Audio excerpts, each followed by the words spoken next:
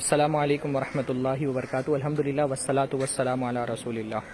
آج صبح سے سوشل میڈیا کے مختلف پلیٹ فارمز پہ ایک امیج وائرل ہو رہی ہے جس میں اپیل کی گئی ہے کہ 19 اکتوبر کے دن پوری دنیا کے مسلمان مل کر کے اجتماعی طور پہ اپنے فلسطین کے مسلمان بھائیوں کے ساتھ اظہار یکجہتی کے لیے روزہ رکھیں۔ اس حوالے سے بہت سارے احباب کا سوال آ رہا تھا، تو میں ایک ویڈیو بنا رہا ہوں اس کے لیے کہ پہلی بات تو یہ سمجھنے کی ضرورت ہے کہ بھائی روزہ جو ہے نا وہ ایک عبادت ہے۔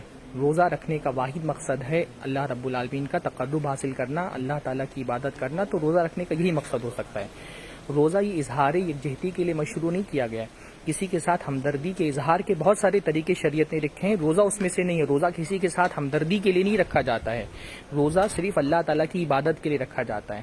تو کسی کے ساتھ اپنی یکجہتی اور ہمدردی کے اظہار کے لیے روزہ کی عبادت اللہ تعالیٰ نے مشروع ہی نہیں کی ہے، وہ اللہ تعالیٰ کی عبادت کے لیے روزہ مشروع کیا گیا۔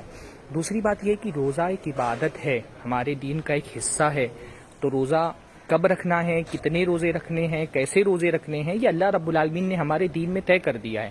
کچھ دن مخصوص رکھے ہیں روزے کے لیے، جیسے فرض روزوں کے لیے رمضان کا دن مخصوص ہے، کچھ نفلی روزوں کے دن مخصوص ہیں جیسے عاشورہ کا دن ہے، عرفہ کا دن ہے، ایام 20 کے روزے ہیں، ہفتے میں پیر اور جمعرات کا روزہ ہے۔ تو اللہ تعالیٰ نے جن عبادتوں کو مخصوص کر دیا اس کو عام نہیں کر سکتے، اور اللہ تعالیٰ نے جن عبادتوں کو عام کر دیا ہے اس کو آپ مخصوص نہیں کر سکتے۔ تو نفلی روزہ پوری امت مل کر کے، پوری دنیا کے مسلمان مل کر کے ایک دن طے کریں کہ کون سے دن ان کو نفلی روزہ رکھنا ہے، یہ اللہ رب العالمین نے انسانوں کے حوالے نہیں کہ انسان طے کریں گے کہ کوئی ایک خاص دن خاص کر کے اس دن روزہ رکھیں گے۔ یہ اللہ تعالیٰ کا کام ہے۔ عبادت کے وقت کی تعیین کرنا، فکس کرنا عبادت کی ڈیٹ، یہ اللہ تعالیٰ کا حق ہے۔ یہ کسی بندے کو حاصل نہیں ہے کہ بندہ اپنی طرف سے یا بندے کچھ مل کر کے اپنی طرف سے طے کر دیں کہ فلاں دن کو روزہ رکھا جائے۔ یہ اللہ تعالیٰ طے کرے گا، اور اللہ تعالیٰ نے طے کر دیے ہیں کہ اجتماعی روزے کے دن کون سے ہیں۔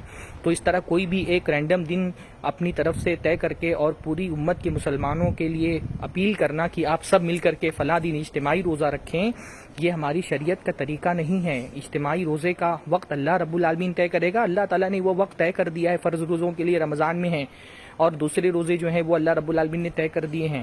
باقی نفلی روزہ آدمی کبھی بھی رکھ لے، پر ایک دن یہ طے کر کے اور یہ کہنا کہ سارے مسلمان اس دن روزہ رکھیں، یہ اللہ تعالیٰ کے حق میں دخل اندازی ہے، جس کو ہم بدعت کہتے ہیں۔ یہ بدعت ہے، ایک دن طے کرنا اور سارے مسلمانوں سے اپیل کرنا کہ وہ فلاں دن روزہ رکھیں۔ تو اس سے پرہیز کرنا چاہیے بھائی۔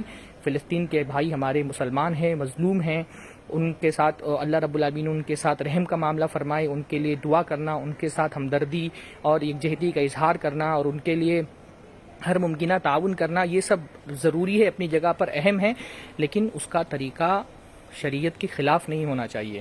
یہ تو ایک طرح کی بدعت ہے، اور بدعتیں کرنے سے اللہ رب العالمین کی مدد نہیں آتی ہے۔ اللہ رب العالمین کی مدد سنت کے طریقے پر چلنے سے آتی ہے، اپنے عقیدے اور منہج کو صحیح کرنے سے آتی ہے، بدعت کا طریقہ نہیں۔ آپ دعا کریں، اللہ تعالیٰ نے دعا رکھی ہے، دعا بہت پاورفل چیز ہے۔ آپ کبھی بھی دعا کریں اپنے بھائیوں کے لیے، اللہ رب العالمین نے دعا کے دروازے ہمیشہ کھول کر کے رکھے ہیں، اس کے لیے کسی نئی چیز کو ایجاد کرنے کی ضرورت نہیں ہے۔ تو بہرحال یہ ایک بدعی طریقہ ہے کہ کوئی ایک دن طے کر کے سارے مسلمانوں کو اجتماعی روزہ رکھنے کی تاکید کی جائے۔ اللہ کے نبی صلی اللہ علیہ وسلم کے زمانے میں بھی بہت سارے مسلمان تھے جن پر ظلم ہو رہا تھا، تو اللہ کے نبی صلی اللہ علیہ وسلم نے اس کے لیے کوئی اجتماعی روزہ نہیں رکھوایا۔ کہ اللہ کے نبی صلی اللہ علیہ وسلم کے مدینہ میں رہتے ہوئے مکہ میں ایسے مظلوم لوگ نہیں تھے جن پر ظلم کیا جا رہا تھا، ایسے مسلمان جنہوں نے اسلام قبول کر لیا تھا اور ہجرت کرنا چاہ رہے تھے، پر مکہ کے لوگوں نے ان کو روک کر کے رکھا تھا۔ بہت سارے مسلمان تھے جو مظلوم تھے۔ اللہ کے نبی صلی اللہ علیہ وسلم کے زمانے میں ایسے بھی لوگ تھے جنہوں نے صحابہ 70 کی تعداد میں لے جا کر کے ان کو قتل کر دیا۔ تو اللہ کے نبی صلی اللہ علیہ وسلم نے ایسے ظالموں کے خلاف ہم کو دعا کا ہتھیار دیا ہے۔ اللہ کے نبی صلی اللہ علیہ وسلم نے قنوت نازلہ پڑھنے کی ہم کو تاکید کی سکھایا ہے۔ تو کوئی سچویشن ایسی نہیں جہاں دین نے ہم کو محروم رکھا ہو اور کوئی تاکید نہ کی ہو۔ ایسی سچویشنز میں دعا یا قنوت نازلہ جو ہے نا، وہ قنوت نازلہ ایک دعا ہے، اللہ کے نبی صلی اللہ علیہ وسلم نے وہ سکھائی ہم کو۔ جب دین نے ایک طریقہ ہم کو دے دیا ہے تو نئی طریقے ایجاد کرنے کی کیا ضرورت ہے؟ ان بدعتوں سے اللہ رب العالمین کی مدد نہیں آئے گی، بلکہ اللہ رب العالمین کی رحمت اڑ جاتی ہے بدعتوں کی وجہ سے۔ تو ایک طرح کی بدعت ہے، اسے پرہیز کرنا چاہیے۔ بارک اللہ فیکم۔ السلام علیکم ورحمۃ اللہ وبرکاتہ۔